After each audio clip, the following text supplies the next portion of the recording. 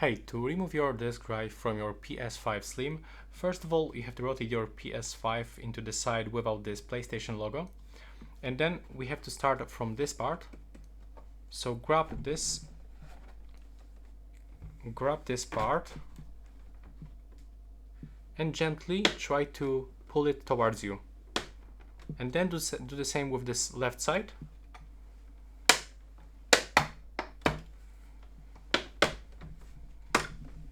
There we go.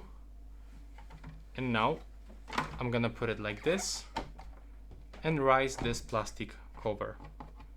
Do this gently so we can move it to the left, to the right side. And here we are.